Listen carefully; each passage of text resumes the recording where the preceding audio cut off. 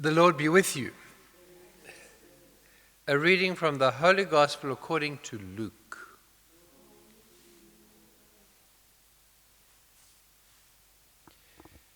At that time, while Jesus was speaking, a Pharisee asked him to dine with him.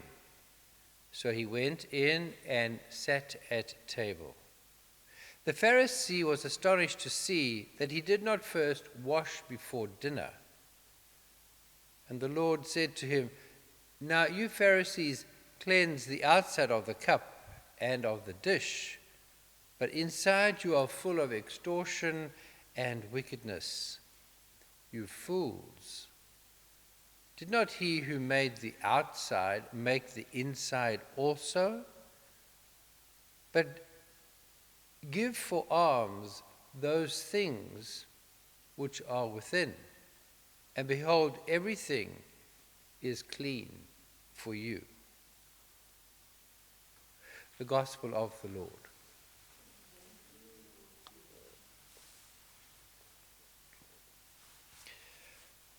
So here we have almost a typical scene, the Pharisees and Jesus coming together. Here the Pharisee is asking Jesus to come into his house to dine with him. Now, when you invite somebody to dine with you, you're trying to spend significant time with them. You are showing them your kindness, and so he invites Jesus. And then Jesus does something rather strange. We wonder why Jesus does this. He says, "And he did not first wash before dinner." It's almost as if Jesus wanted to provoke this whole parable, this whole story. And so he sees, he's almost being a little ungracious.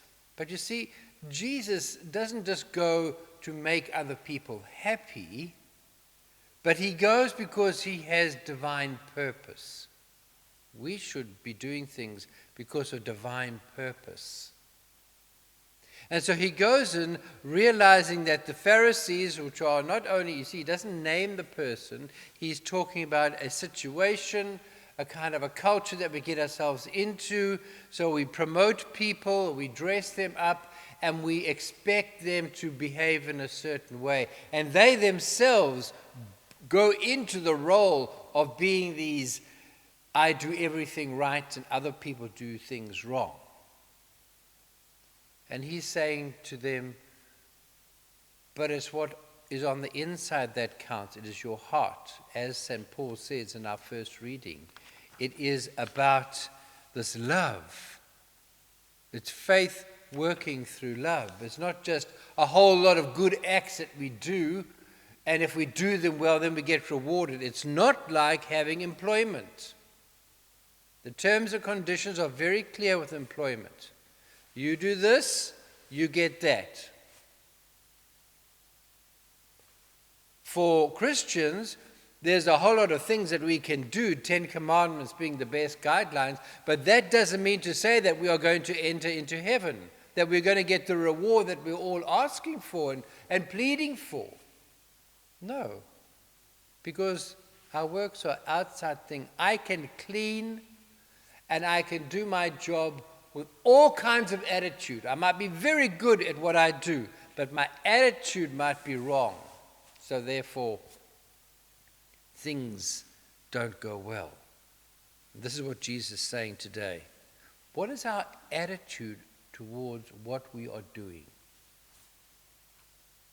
When we are kind to the poor, what is our attitude towards the poor?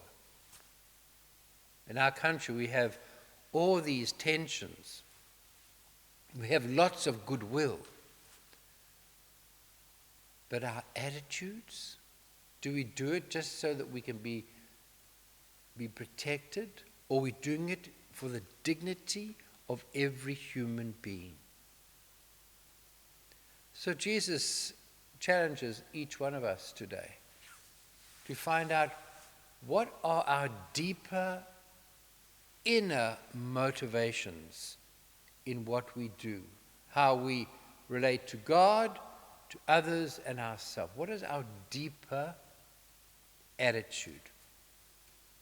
And one of the ways to discover this, and it can be a frightening experience, is to continue with the meditations that we're doing with Sharon Grusendorf in her book, Contemplative Living. Today, we're speaking about presence.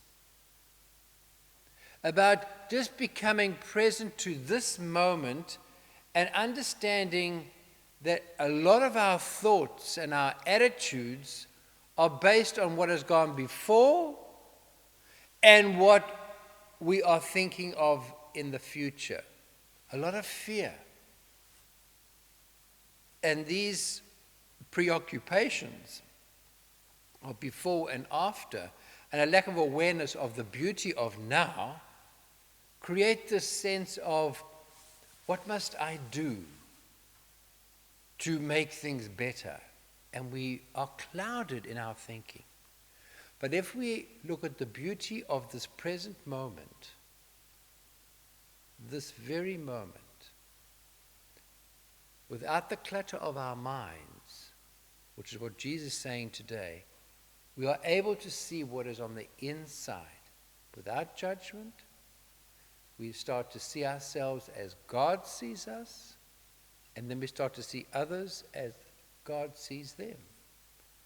And then we work from that base, not from the base of history or fear of the future, but based on the beauty of God's presence in this moment.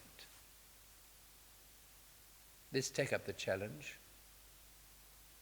As I believe, we as Catholics are not better than anyone else, but we have been given more responsibility to do this kind of loving.